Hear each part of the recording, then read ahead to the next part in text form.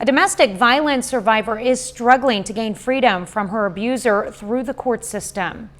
As she is still in the midst of her court cases, she has requested to remain anonymous. Miranda Burton has the story. It took Alice 12 years to gather the courage to leave her abusive marriage, but her fight for freedom continues. No matter how dangerous the situation is for the person getting away from the abuse, they still expect you to send your kids, fully interact with that person, even with a restraining order. Domestic abuse survivors often lack evidence, but that isn't the case for Alice.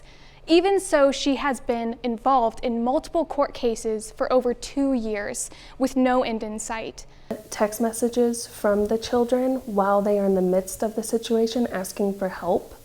It is pictures whenever there was a sprained wrist that we had to go to the hospital for. Even when children speak up and talk about what's happening to them, they say that the victim is usually coaching the children. Safe House Crisis Center Director Brooke Powell says many survivors don't end up seeing cases through because of how long it can take. Having to take time off of work to testify, having to be at those court hearings, that takes a toll on them in more ways than one, emotionally, physically, financially. And so a lot of times they may, again, get frustrated and just say, I just want to move on. Powell says while time and healing can offer closure to some, other survivors struggle with the constant threat of their abusers just around the corner.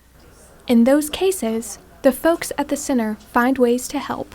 If the survivors reached out, is really helping them get through that. Like, let's safety plan around this. Yes, law enforcement couldn't do anything, but let's think about what we can do and get a plan together.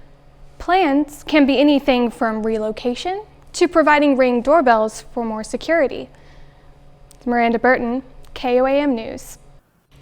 The Safe House Crisis Center reports serving 600 survivors in the last fiscal year. 225 of them were cases extreme enough to warrant staying in their emergency shelter.